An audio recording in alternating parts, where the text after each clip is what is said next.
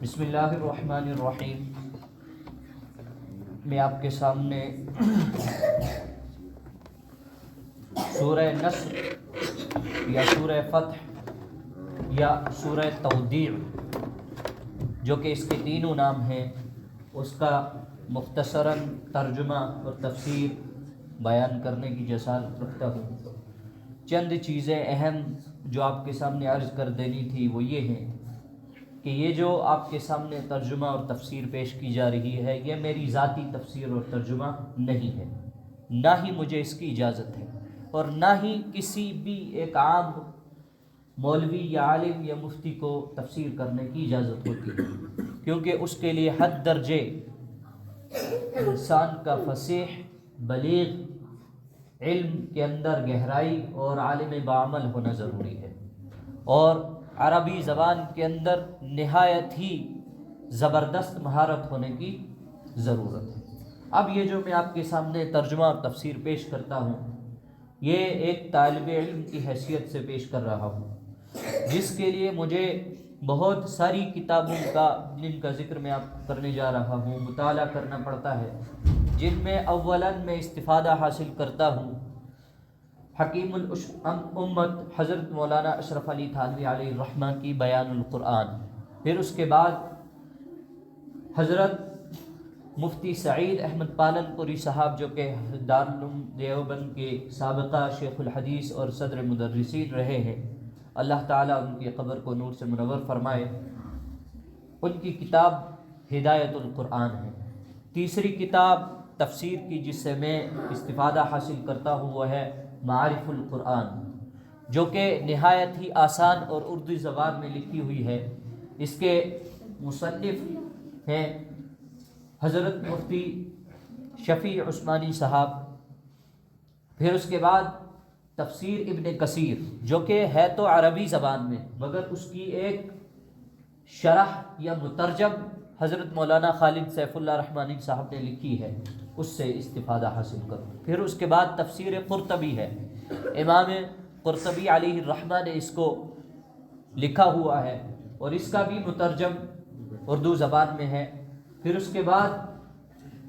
جو ہے تفسیر مظہری، حضرت قاضی مفتی ثناء اللہ پانی پتی علیہ الرحمہ کی تفسیر ہے۔ اس کے بعد ترجمے کے لیے میں جو یہ ہے آسان نہایت اردو زبان کا ترجمہ ہے، اردو زبان میں ریاض القرآن،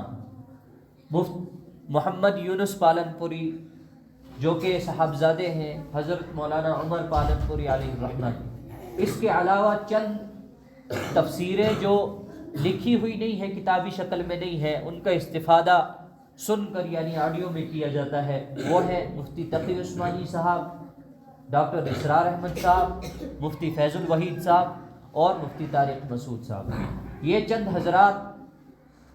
کی کتابوں سے اور ان کی تفاسیر سے میں استفادہ حاصل کر کے آپ کے سامنے بطور طالب علم کے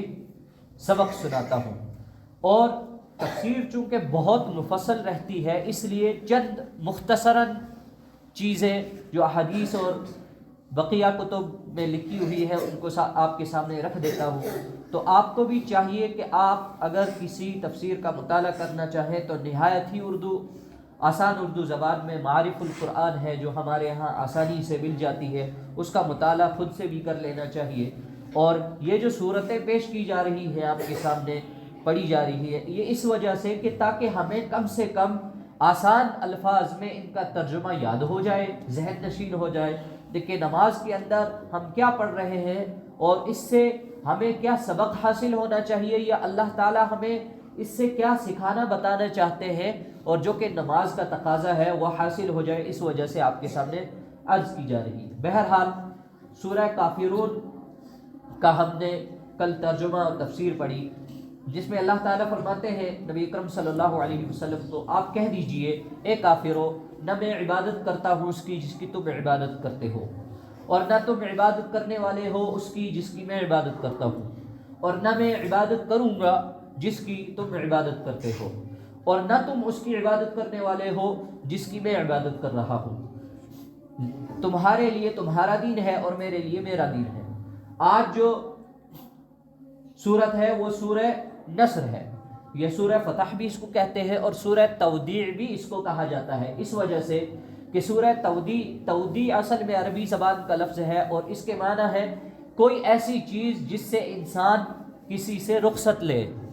جس سے انسان کسی سے رخصت لے، یعنی کوئی الفاظ یا کوئی ایسی چیز۔ تو بہرحال اللہ کے نبی صلی اللہ علیہ وسلم کے اوپر نازل ہونے والی مکمل یہ آخری صورت ہے۔ احادیث میں آتا ہے کہ یہ آخری صورت نازل ہوئی نبی اکرم صلی اللہ علیہ وسلم کے اوپر، اور اس کے اندر مختلف آراء ہے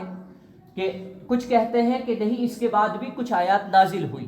مگر مفسرین نے اعتدال قائم کرتے ہوئے فرمایا کہ سورہ فاتحہ پہلی صورت تھی جو مکمل اللہ کے نبی صلی اللہ علیہ وسلم کے اوپر نازل ہوئی۔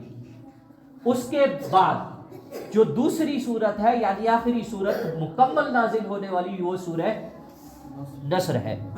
اس کے علاوہ بقیہ کوئی بھی صورت، یہاں تک کہ 3 آیات والی صورت جیسے کہ انا اعطیناک کا ہم نے ترجمہ تفسیر پڑھی، وہ بھی مکمل صورت نازل نہیں ہوئی۔ اس کی چند آیات مختلف جگہوں پر نازل ہوئی، ایک آیت مختلف جگہ پر نازل ہوئی، دوسری آیت دوسری جگہ پر نازل ہوئی، اور دوسرے مقام پر نازل ہوئی، اور دوسرے وجہ کے ساتھ نازل ہوئی۔ بہرحال یہ صورت اب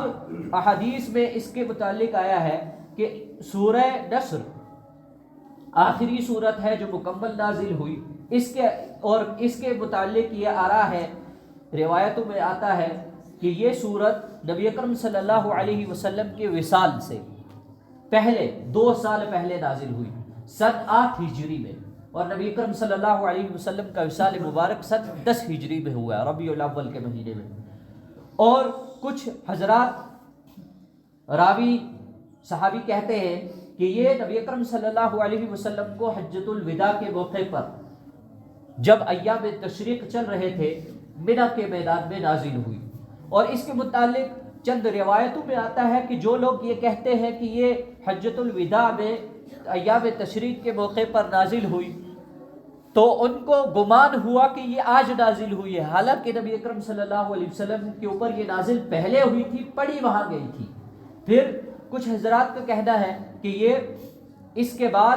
جو ہے یہ صورت نازل ہوئی، اس کے بعد نبی اکرم صلی اللہ علیہ وسلم کے اوپر نازل ہوئی سورہ مائدہ کی آیت الیوم اکملت لکم دینکم، اور اس کے بعد 80 دن کے بعد نبی اکرم صلی اللہ علیہ وسلم اس دنیا سے پردہ فرما گئے۔ پھر اس کے بعد نازل ہوئی سورہ نساء کی آیت کلالہ جو آخری آیت ہے، وہ نازل ہوئی، اور نبی اکرم صلی اللہ علیہ وسلم اس کے بعد 50 دن کے بعد وصال فرما گئے۔ پھر روایتوں میں آتا ہے کہ اس کے بعد نازل ہوئی لقد جاءکم رسول من انفسکم، سورہ توبہ کی آیت ہے۔ تو اس کے بعد نبی اکرم صلی اللہ علیہ وسلم 35 دن دنیا میں تشریف فرما رہے، زندہ رہے، اس کے بعد وصال فرما گئے۔ پھر اس کے بعد آیت نازل ہوئی واتقوا یوما ترجعون فیہ الی اللہ، سورہ بقرہ کی آیت ہے۔ اور راوی لکھتے ہیں کہ اس کے بعد نبی اکرم صلی اللہ علیہ وسلم 21 دن کے بعد وصال فرما گئے، دنیا سے تشریف فرما گئے، انتقال فرما گئے۔ اور ایک روایت میں آیا ہے کہ 7 دن کے بعد آپ کا وصال مبارک ہوا۔ بہرحال یہ سورت جب نازل ہوئی، اس کا شان نزول یہ تھا کہ نبی اکرم صلی اللہ علیہ وسلم کو اللہ تعالیٰ بتانا چاہتے تھے کہ آپ اب اس دنیا سے تشریف فرمانے والے ہیں، اب اس دنیا سے پردہ فرمانے والے ہیں، اب اس دنیا سے آپ وصال فرمانے والے ہیں۔ اب آپ کو چاہیے کہ جب یہ علامت آپ دیکھ لیں، یہ آخری علامت ہے، اس علامت کو جب آپ دیکھ لیں تو آپ سمجھ جانا کہ آپ اب دنیا میں زیادہ دیر نہیں رہیں گے، آپ کو اب جو ہے ملاقات کرنی ہے اللہ تعالیٰ سے۔ اور اس کے بعد علامت بتائی، پہلے بتایا کہ ہوگا کیا، پھر اس کے بعد کیا ہوگا، پھر فرمایا کہ آپ کو ان علامتوں کو دیکھنے کے بعد کرنا کیا ہے۔ علامت یہ تھی کہ اللہ تعالیٰ نے فرمایا جب آپ دیکھو کہ آپ کو مدد آ پہنچی ہے، جس کی تناظر میں آپ فتح مکہ کریں گے، یعنی فتح حاصل ہوگی، اللہ تعالیٰ کی نصرت حاصل ہوگی، جس کے نتیجے میں آپ فتح مکہ کو فتح کریں گے، ایک بڑی فتح حاصل ہوگی۔ اور دیکھیں گے کہ آپ لوگ دین میں جوق در جوق آ رہے ہیں، جماعتوں کی جماعتیں، افواج کے افواج کیا ہو رہے ہیں، داخل ہو رہے ہیں۔ اور پھر آپ کیا کریں گے کہ آپ کو چاہیے کہ آپ اللہ کی تسبیح، اس کی تعریف کے ساتھ کریں، اور آپ استغفار کریں، اللہ تعالیٰ سے اپنے گناہوں کی مغفرت طلب کریں، مغفرت کی درخواست کریں، بے شک وہ توبہ قبول کرنے والا ہے۔ مفسرین اس میں لکھتے ہیں، بالخصوص معارف القرآن میں حضرت مفتی شفیع عثمانی صاحب لکھتے ہیں، اس میں جو ذکر ہے وَاسْتَغْفِرْهُ، کہ آپ استغفار کریں، یعنی اللہ تعالیٰ سے اپنے گناہوں کی مغفرت طلب کریں، اس سے مراد اللہ کے نبی صلی اللہ علیہ وسلم کے گناہ مراد نہیں ہے، بلکہ وہ امور مراد ہے جو خلاف اولا واقع ہوئے۔ خلاف اولا کی جو ہے تعریف یوں بیان کی جاتی ہے، خلاف اولا ان امور کو یا ان اعمال کو کہا جاتا ہے جو ترک کرنا ضروری ہے، جن کو چھوڑ دینا ضروری ہے اور ان کا کرنا مستحب نہیں ہے، جن کے کرنے میں کوئی استحباب نہیں ہے اور ان کے کرنے پر کوئی گناہ نہیں ہے، ان کے کرنے پر کوئی گناہ نہیں ہے۔ ایسے اعمال کو، ایسے امور کو خلاف اولا کہا جاتا ہے۔ تو حضرت مفتی شفیع عثمانی صاحب فرماتے ہیں کہ اللہ کے نبی صلی اللہ علیہ وسلم سے جب کوئی گناہ سرزد ہی نہیں ہوئے تھے تو آپ کو استغفار کی کثرت کیوں کرنی پڑی؟ اس وجہ سے کہ اللہ کے نبی صلی اللہ علیہ وسلم اللہ کی شان میں اپنے استغفار کی کثرت پیش کرنا چاہتے تھے، تاکہ میری امتی کو سبق حاصل ہو جائے کہ جب ایک نبی اس قدر استغفار کر رہا ہے، جس کے متعلق احادیث میں آتا ہے، حضرت ام سلمہ اور حضرت عائشہ رضی اللہ عنہا دونوں سے یہ روایتیں مروی ہیں کہ اللہ کے نبی صلی اللہ علیہ وسلم کے اوپر جب یہ صورت نازل ہوئی، اس کے بعد اللہ کے نبی صلی اللہ علیہ وسلم نے مسکرانا بالکل ختم کر دیا، آپ حد درجے رونا شروع کر دیے، اور آپ نے استغفار کی اس قدر کثرت کی کہ حضرت ام سلمہ رضی اللہ عنہ فرماتی ہے کہ آپ کھڑے ہوتے، بیٹھتے، کسی سے ملاقات کرتے، کسی کو الوداع کہتے، آپ ان الفاظ کی کثرت کرتے، سبحان اللہ و بحمدہ استغفر اللہ و اتوب الیہ، سبحان اللہ و بحمدہ استغفر اللہ و اتوب الیہ۔ حضرت عائشہ رضی اللہ عنہ فرماتی ہے کہ نبی اکرم صلی اللہ علیہ وسلم کی کوئی نماز ایسی نہیں تھی، نوافل اور سنت، جس میں نبی اکرم صلی اللہ علیہ وسلم رکوع اور سجدے کی تسبیح کے ساتھ یہ تسبیح نہ پڑھتے، سبحانک ربنا وبحمدک اللہم اغفر لی، سبحانک ربنا وبحمدک اللہم اغفر لی، سبحانک ربنا وبحمدک اللہم اغفر لی۔ یہ آپ تسبیح بھی کرتے اور استغفار بھی کرتے۔ اور جب یہ صورت نازل ہوئی فتح مکہ کے بعد، تو فتح مکہ کا واقعہ کچھ یوں ہے مختصراً، اس کی بڑی لمبی تفصیل ہے، مگر یہ شروع یہاں سے ہوا کہ اللہ کے نبی صلی اللہ علیہ وسلم نے صلح حدیبیہ، یہ صلح ہوا کرتی تھی، ہر چند سال میں صلح ہوا کرتی تھی، معاہدے ہوا کرتے تھے،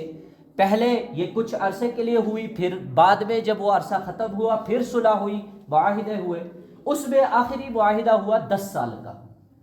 کہ آپ اس دوران مکہ کے کفار کو، مشرکین کو کہا گیا کہ آپ ہمارے ساتھ کوئی قتل و قتال نہیں کریں گے، ہم آپ کے ساتھ قتل و قتال نہیں کریں گے، ہم حج کو آئیں گے، حج کریں گے، واپس آ جائیں گے، ہمارے یہاں سے وہاں کوئی جو ہے ایسی سرگرمی آپ کو نظر نہیں آئے گی جس سے آپ کو یہ معلوم ہو کہ ہم یہاں جنگ کے ارادے سے آئے ہیں، قتل و قتال کے ارادے سے آئے ہیں۔ تو یہ 10 سال کی صلح تھی، اس کو کچھ مہینے گزرے، کچھ کہتے ہیں 2 سال گزرے،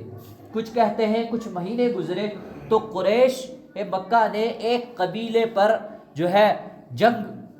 بول دیا، دھاوا بول دیا، اور وہ قبیلہ جو ہے وہ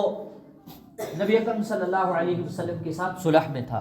تو اللہ کے نبی صلی اللہ علیہ وسلم کے اوپر جب یہ بات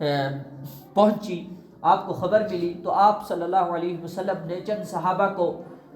بلایا، جن میں حضرت ابو بکر صدیق رضی اللہ عنہ، حضرت عمر رضی اللہ عنہ تھے، کہ کیا کیا جائے اس موقع پر۔ تو حضرت ابو بکر صدیق رضی اللہ عنہ نے فرمایا درگزر کیا جائے، پھر سے ان کے ساتھ صلح کی جائے، ان کو سمجھایا جائے۔ حضرت عمر رضی اللہ عنہ نے فرمایا نہیں، میں چاہتا ہوں، میری رائے یہ ہے کہ جب یہ لوگ آپ کو جادوگر کہتے تھے، جب یہ لوگ آپ کو ابتر کہتے تھے، جب یہ لوگ آپ کو جو ہے ایسے برے برے الفاظ سے پکارتے تھے، تب بھی یہ کیا تھے؟ آپ کے ساتھ حسد، بغض، تعصب میں تھے، اور آج بھی یہ اسی حسد بغض کے نتیجے میں صلح پر صلح توڑ رہے ہیں، اور آئندہ بھی ان سے کبھی بھی ایسی کسی قسم کی امید رکھنی ضروری نہیں ہے۔ بہتر ہے کہ ان کے ساتھ قتال کیا جائے۔ نبی اکرم صلی اللہ علیہ وسلم نے حضرت عمر رضی اللہ عنہ کی رائے پر فیصلہ سنایا، اور فتح مکہ کی تیاری ہوئی، اور آخر کار مکہ فتح ہوا۔ بہت سارے کافر مارے گئے، اور جو بچ گئے ان کو مہلت دی گئی کہ کچھ دن کی مہلت ہے، آپ فوراً اسلام قبول کر لیں، نہیں تو آپ کو بھی قتل کر دیا جائے گا۔ پھر اس کو دیکھتے ہوئے جو عرب کے لوگ تھے، عرب اور مکہ میں فرق ہے، مکہ کے لوگ حجاز، ان کو اہل حجاز کہا جاتا تھا، یہ خدمت گزار تھے کعبۃ اللہ کے، بیت اللہ کے یہ متولی وغیرہ تھے، اور عرب کے لوگ جو تھے وہ الگ تھے۔ عربیوں نے یہ سوچ رکھا تھا کہ جب نبی اکرم صلی اللہ علیہ وسلم اپنی ان قوم پر غلبہ پا جائیں گے تو ہم کیا کریں گے، اسلام میں داخل ہو جائیں گے، کیونکہ جب یہ چیز ثابت ہو جائے گی نبی اکرم صلی اللہ علیہ وسلم کے غلبے کے بعد کہ اللہ تعالیٰ نے جب ان لوگوں کو کعبۃ اللہ کا متولی، کعبۃ اللہ کا خدمت گزار ہونے کی وجہ سے کیا کیا، شکست یاب کیا، تو اس کا مطلب یہ حق پر نہیں تھے۔ حق پر کون تھے؟ نبی اکرم صلی اللہ علیہ وسلم۔ اور جب فتح مکہ ہوا تو جوق در جوق داخل ہو گئے لوگ اسلام میں، جیسا کہ اس صورت میں کہا گیا، اور نبی اکرم صلی اللہ علیہ وسلم سے فرمایا گیا کہ جب یہ چیزیں آپ دیکھ لیں تو آپ کو معلوم ہو جائے کہ آپ کا آخری وقت ہے اس دنیا میں، اب زیادہ دیر آپ دنیا میں نہیں رہیں گے۔ اسی وجہ سے اس کے بعد نبی اکرم صلی اللہ علیہ وسلم نے استغفار، تسبیحات اور عبادات میں اس قدر اہتمام کیا کہ اس کے بعد آپ کو کسی نے بھی مسکراتا ہوا نہیں دیکھا۔ جس نے بھی آپ کو دیکھا غمگین دیکھا، اور آپ کو افسردگی کی حالت میں دیکھا، اور آپ کو روتے ہوئے دیکھا۔ بہرحال ترجمہ سنیں، اذا جاء نصر اللہ والفتح، اے پیارے نبی جب اللہ کی مدد اور فتح آ جائے، وَرَأَيْتَ النَّاسَ يَدْخُلُونَ فِي دِينِ اللَّهِ أَفْوَاجًا، اور آپ لوگوں کو دیکھیں کہ وہ اللہ کے دین میں گروہ در گروہ داخل ہو رہے ہیں، فَسَبِّحْ بِحَمْدِ رَبِّكَ وَاسْتَغْفِرْ إِنَّهُ كَانَ تَوَّابًا، تو آپ اپنے رب کی حمد کے ساتھ تسبیح کیجئے اور اس سے بخشش مانگیے، بے شک وہ بڑا توبہ قبول کرنے والا ہے۔ اذا کے معنی ہے جب، جاء آئے گی یا آ گئی، نصر اللہ، نصر کے معنی مدد اللہ، والفتح، فتح کے معنی کامیابی، جب آ جائے اللہ کی مدد اور فتح۔ ورأیت، واو جو ہے اور کے معنی میں آتا ہے، رأیت کے معنی دیکھنا، الناس لوگ، یدخلون داخل ہو رہے ہیں، فی کے معنی میں، دین کے معنی اسلام، اللہ، افواجہ کے معنی فوج کے فوج، جمع کا صیغہ ہے یہ، فوج ایک کو واحد کے لیے، اور افواج کے معنی بہت ساری فوجیں۔ فسبح، فا پھر کے معنی میں ہے یا پس کے معنی میں ہے، سبح تسبیح سے ہے، تسبیح کیجئے، بحمدی، با معنی ہے کہ ساتھ، با کے معنی ساتھ، حمد، حمد کے معنی حمد کرنا، تعریف کرنا، ربی کا، ربن ہے اللہ، کا کے معنی ہوتا ہے تیرا یا آپ کا، واو پھر سے واو جو ہے اور کے معنی میں ہے، استغفر یعنی استغفار، توبہ کرنا، ہو ہا ضمیر ہے، ہا پیش ہو، یہ ضمیر ہے جس کے معنی ہے اس کی یعنی اللہ تعالیٰ کی، ان بے شک، ہو ضمیر وہی ہے، بے شک وہ، ہو کے معنی وہ، بے شک وہ، کانا جو کہ ہے، توابا، توابن بہت زیادہ توبہ قبول کرنے والا۔ اللہ کے نبی صلی اللہ علیہ وسلم کے اوپر یہ صورت نازل ہوئی، اور جب مدد بھی آ گئی اور اللہ کی نصرت بھی آ گئی، فتح بھی آ گئی، تو آپ نے یہ دیکھ لیا کہ لوگ دین میں داخل ہو رہے ہیں، تو اللہ تعالیٰ نے آپ صلی اللہ علیہ وسلم کو شکرانے کے طور پر فرمایا کہ آپ وہی کیجئے جو اس سے پہلے صورتوں میں انا اعطیناک الکوثر میں بتایا گیا، کہ آپ جب بھی آپ کے اوپر کوئی اللہ تعالیٰ کی طرف سے انعام کیا جائے تو اس کا شکرانہ ضرور ادا کرنا ہے۔ تو یہاں شکرانے میں پہلی اس صورت میں انا اعطینا میں فرمائے شکرانے کے طور پر آپ کیا ادا کریں؟ نماز ادا کریں اور قربانی کیجئے۔ یہاں شکرانے کے طور پر فرمایا کہ آپ اللہ تعالیٰ کی حمد کے ساتھ یعنی تعریف کے ساتھ اس کی تسبیح پاکی بیان کریں اور استغفار کی کثرت کریں۔ یہ ہمارے اوپر بھی ہے کہ ہم بھی جب اللہ تعالیٰ سے انعام پا جائیں تو اللہ تعالیٰ کی تعریف کریں، اللہ تعالیٰ کی حمد کریں، اس کے شکرانے میں نماز پڑھیں، قربانی کریں، لوگوں کے اوپر خرچ کریں، لوگوں کے ساتھ اچھا برتاؤ کریں اور اس کے اوپر اللہ تعالیٰ سے بہت زیادہ استغفار کریں کہ یا اللہ تو مجھے معاف فرما۔ کیا معلوم میرے اس عمل میں ریا ہو، کیا معلوم میرے اس عمل میں دکھلاوا وغیرہ ہو، کیا پتہ یہ عمل میرا قبول کیا جا رہا ہے یا نہیں، اس لیے مجھے معاف کر دے، میرے گناہوں کو معاف کر دے۔ اللہ تعالیٰ عمل کی توفیق عطا فرمائے۔ وآخر دعوانا الحمد للہ۔